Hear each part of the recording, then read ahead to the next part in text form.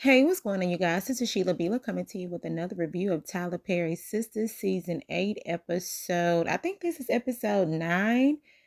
Um, what's the name of this episode? Missing Pieces. Missing Pieces. It makes sense because Gary has missing pieces and also Penelope has missing pieces. Yeah, let's go ahead and get into this video. Please don't hesitate to like, comment, and subscribe. The more you do like the videos, I do go through the algorithm. More and more people will start to view my commentary on the road to 7,000 subscribers. I think I got 7. On the road to 7. All right, y'all. Let's go ahead and get this thing. The episode does pick up where it left off. Penelope is in the car. Jordan is there. And Jordan is trying to figure out why is Penelope there? Why is Penelope there? And Penelope is saying she don't know. And he was saying, so are you trying to, finish what you started the night that you stabbed Gary? And she was just like, no. She said that wasn't why. And Jordan's whole thing is trying to understand, why are you here, Penelope? Why are you here? And Penelope keeps saying she really doesn't know. And Penelope, come to find out, she says that she has been having blockages in her memory. Like she doesn't really remember what's been going on with her. A lot of pieces of her mind, they just draw blanks. And Jordan is really trying to understand, like, when did this happen? Like, when do you think this happened? Did it happen before you went into protective custody? She was like, no. So it must have happened after you went into protective custody. And Jordan is still trying to understand, like, so how did you end up, even going to see Gary the night of the wedding? And because Penelope is trying to jog her memory, and he's thinking just because she's in protective custody, then she doesn't have the right to just leave. Maybe I'm getting the scenes tied together, but I'm still going back to it anyway. But anyway, and she was like, well, she was free to leave. There wasn't an issue with her leaving, because she was there voluntarily. But she says, but when she ended up losing the baby, she said when she ended up losing the baby, she couldn't sleep. She was depressed and all of that. And then the detective Walt guy, he ended up letting her see some doctor, psychiatrist, psychologist, and he that doctor prescribed her some medicine, some pills, so she can go to sleep. And she said ever since she's been taking the pills, then she really don't know what's been going on. Like pieces of y'all remember it was a movie that came out about people, they can't sleep and they'll take those pills and they'll wake up in the middle of the night murdering folk. So maybe that's what Penelope had the case of. She had the case of murdering people in her sleep while she was on them pills, thinking that she was asleep, but she was actually woke, but she was, But anyway, Jordan was just trying to understand, like, what did you remember? What did you remember? She said, I remember getting in my car, following Gary, and then after that, she don't remember anything else. And Jordan is just like, maybe it's, because of the baby and all that stuff, you losing the baby and the PTSD, and you just pretty much stress and trauma. And Penelope just don't remember. She just don't remember, and she's really trying to figure it out. And so they're trying to really understand and narrow it down to Jordan actually seeing Penelope with the blood on her hands, and we'll get to that later. Child, Fatima is trying to teach Andi how to fight. When I tell you I ain't never saw somebody that didn't even know how to make a fist good, look at that girl fist. Girl, Andi, just hire security, please. Because you putting your fist up and you getting in them stands, rocking from side to side. Or maybe you should go and take self-defense classes. Or, maybe you should go, self-defense classes. Teach you how to fight and teach you how to, get a concealer's license or something. Girl, go do something because you gonna get beat up. So Zach is running around here trailing Hayden. Hayden is just working. He's coming from a workout session with his friend, and he brought up Hayden's girlfriend, like what's going on with her. All the while, Zach, look at Zach. So you mean to tell me you can't feel that? So don't nobody sees that.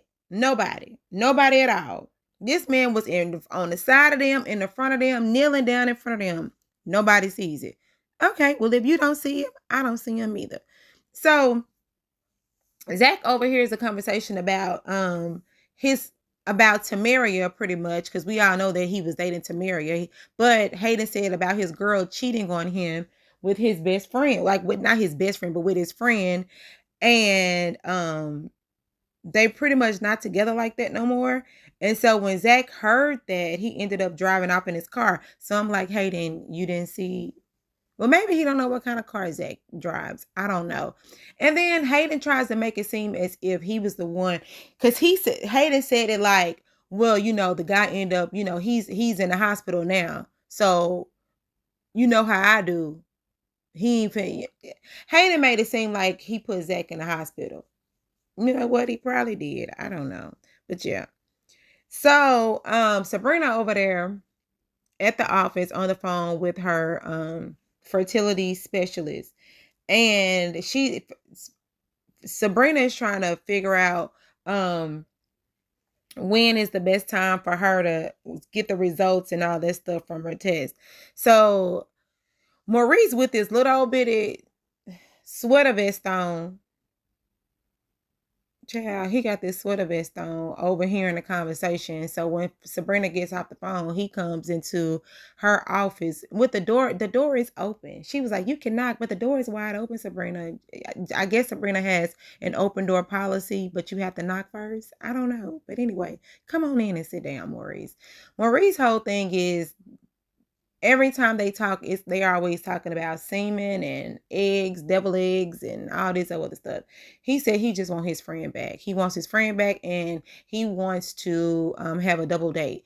Him and Grayson, Sabrina, and Rich. And Sabrina said, okay, that's a good idea. So back over at the shop, Aaron is there. I'm so happy Karen has on different clothes.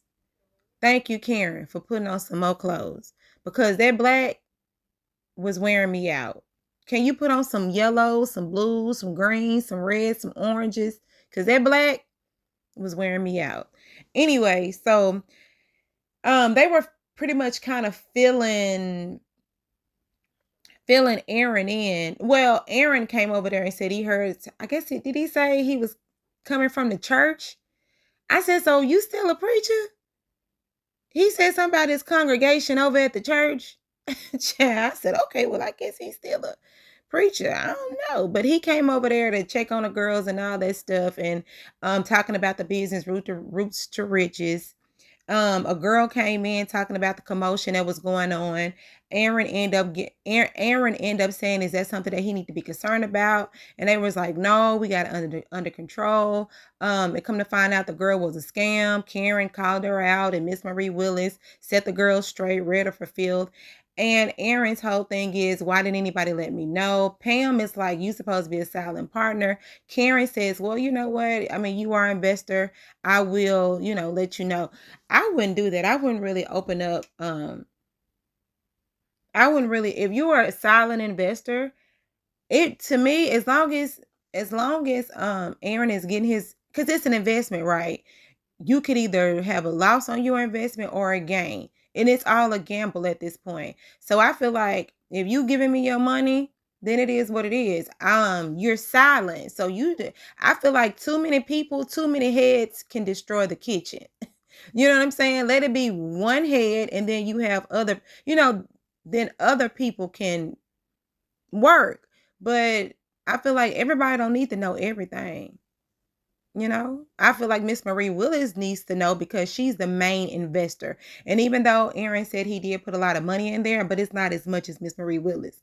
He can know some things, but he don't need to know all things. I think that was pretty much what that is. All right, so back over at Danny's place of business, she get into it with the dude right there. But you see that Danny in number 6 and the dude right there in number 7. I think what was his name? Wes? Karen. She was calling the boy Mel Karen. And to be honest, I agree with everything boy Karen had to say. I agree with everything that boy Karen had to say. Danny is not qualified to be in that leadership program. She didn't even want to be in that leadership program. She did sleep her way to the top. The only reason why she's in that leadership program is because she is dating a VP. Period. Danny does not have the right to be in that program. And you have all these other qualified people that have put their name in that hat to do it, and they got overlooked only because Karen is dating that man. That's it. That's all. And not Karen, I'm sorry. Danny is dating that man. Was I saying Karen the whole time? Not, I'm sorry. Danny has no right to be there. Danny shouldn't be there. Danny didn't want to be there. And now she's there. You know, she making it seem like she's supposed to be, but you ain't. You wrong. And if y'all hadn't been running around here, you and Tony, if you and Tony hadn't been running around here slapping each other on the booty, doing all these, you know what I'm saying, publicly having the affection of PDA. Yeah, if y'all wouldn't run, if y'all wasn't always in each other's areas all the time, you wouldn't open up the door for people to suspect anything that y'all have going on. So this dude was absolutely right. You can say he was being a boy Karen, but I'm gonna just say he was being a boy Danny, calling it how he see it. That's exactly what he was doing. He was being a boy white Danny, not Karen, but Danny. That's what he was being. And Danny, to be honest, he read you for filth. And the only thing you could do was get upset. Ain't gonna try to say white privilege and all that other stuff. Now, that ain't no white privilege. That boy's supposed to be there and you not. Period. Because Tony said he pulled some strings to put you there. Tony is the only reason why you're there. And that's it. All right. So Hudson thinking it's a game. He's sitting over here telling Gary, oh my God, you did so good. You put on real good. You put on real good. And Gary looking at him like, what are you talking about? He was just like, yeah, you know what happened with Penelope and Andi? That was really good. You know, you can stop the act now. You can stop the act now. You know, the doctor is going to come in and run the test that they need to. Gary looking at him like, I don't know what you're talking about. Huh? Do I know you? Okay, well, can you leave? Please leave. I need to get some rest.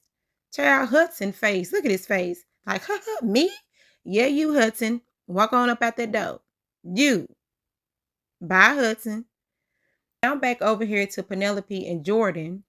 And Penelope is still trying to understand what's going on, right? So she's just they're trying to trace everything. He brings up and Penelope's whole thing is, I don't remember. The only thing that I remember is getting in my car, following Gary, and then that's it. That's all. She don't remember anything after that. Jordan says that when I saw you, you had blood on your hands. And she's saying, was it Gary's blood? He said that he doesn't know. And so Penelope is crying. She's crying because she really don't know what happened. She is frustrating to her. She says everything is very confusing. And Jordan is just like, look at me, we're going to get through this. And he says that he has a plan. But before he says he has a plan, she gets a phone call from Detective Watt. Detective Watt said she needs to come down there for questioning. So now she's really frantic now. And that's when Jordan says, they have a plan. Child, a plan? That ain't no good plan that you got, Jordan, but it is what it is. All right. So Jordan's plan is to call Andi. Jordan's plan is to call Andi so Andi can help them. And I was with Fatima on this because after Fatima was trying to teach Andi how to fight, which it didn't work, by the way, Fatima said, so the girl that just came into your house, slapped you in the face, disrespecting you, now she wants your help. Make that make sense. And she was like, yeah, I guess. And Fatima was like, do you need me to stay? Because, you ain't really gotten the fighting technique right, but I can. You know what I'm saying? I can shut it down.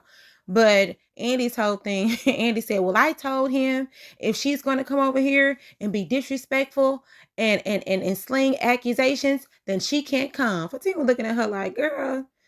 And that's exactly what she gonna do. Okay, whatever. Call me if you need me. So Fatima, she go ahead and leave. And Andi, she's still there. She looking like I'm about to get beat up. Yeah, girl, you gonna get beat up. You keep acting like that. Anyway, so Danny and boy Karen, he there he they Danny is talking about she's glad that she went to therapy. But the only thing she does is get a stapler and try to act like she's trying to, I guess, staple his forehead or something to that effect, like staple his forehead. And he's like, so that's all you want to do? You want to resort to violence because you don't know what else to do. And that's the thing, Danny, you don't know what to do. You trying to beat this boy up now because he told the truth on you. He really did. And then to me, this made me more upset because Tony comes over there while they over there getting into it. He takes Danny's size first. The boy clocked it and it's like, oh, so you're gonna get your girlfriend's word first. And then Tony tries to intimidate boy Karen. What's his name? Wes. What's his name? Wes. Boy Karen. Anyway, so he sticks his chest out, steps into that man's space, and said, I think you need to watch what you're saying. Why? He's telling the truth.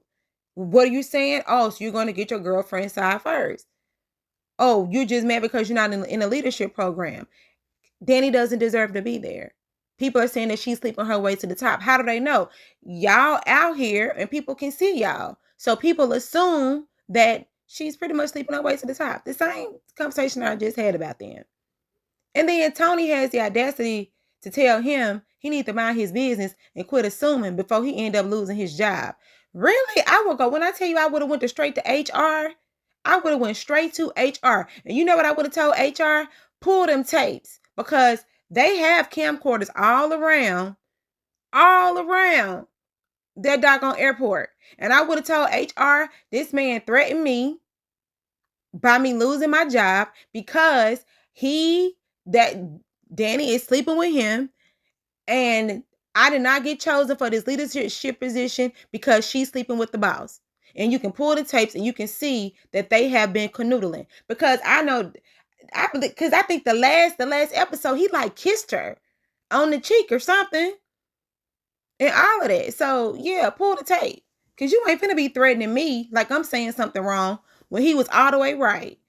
Child, bye. Anyway, and then after he intimidates boy Karen walks off, and now he's saying, well, he does have a point. Yeah, he got a point.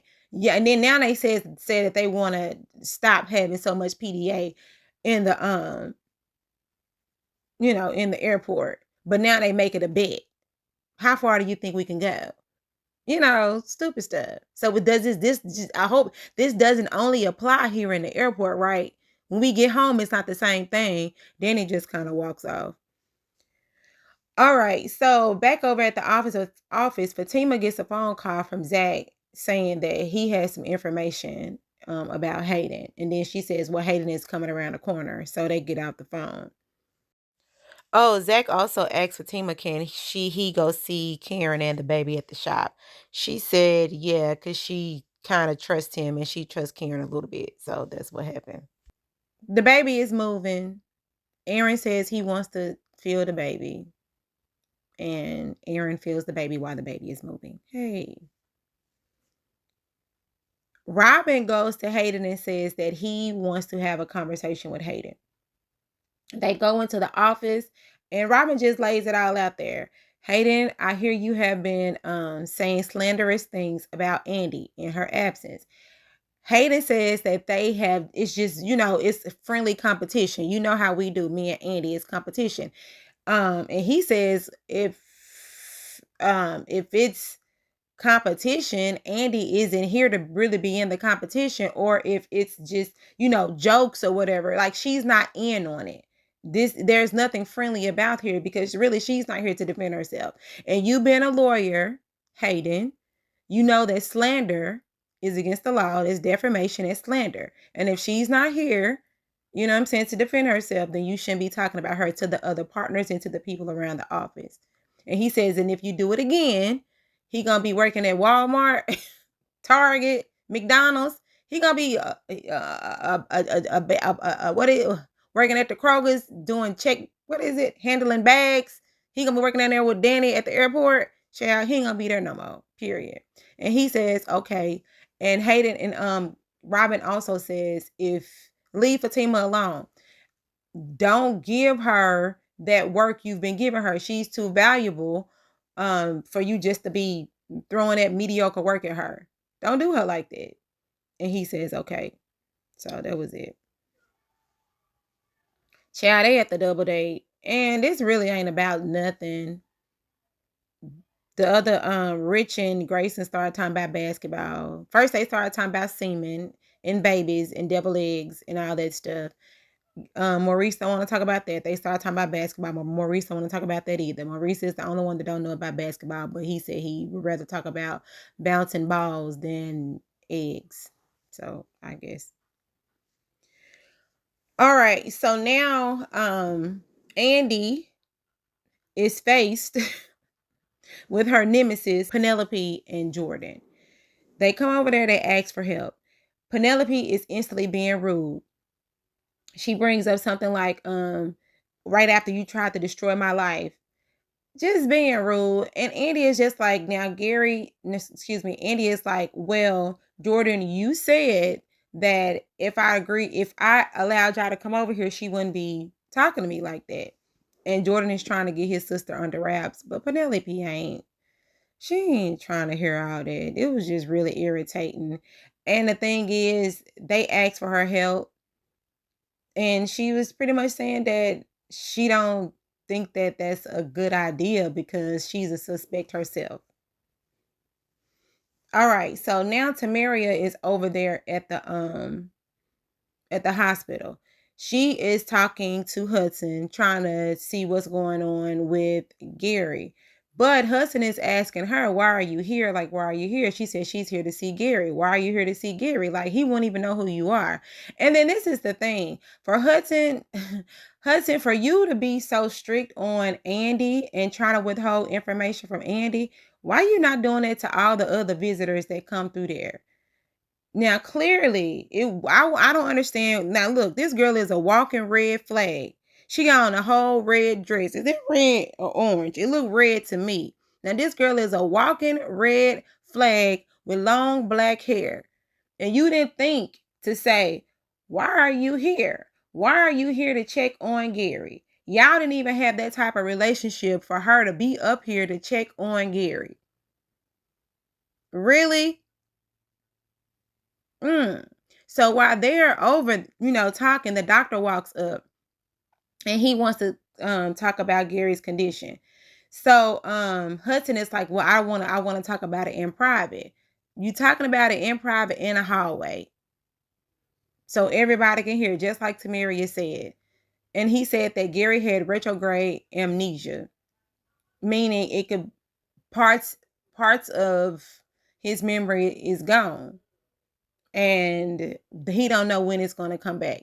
Tamaria saying, oh, so he don't remember? He doesn't remember anything? I was, checking to see. Well, since he don't remember, now she says she wants to go ahead and leave. That's how pretty much Tamaria wanted to know. She thinks, she smiles and she walks off. And Hudson was just like, hold on, I thought you wanted to see him. She was like, no, I'm good now.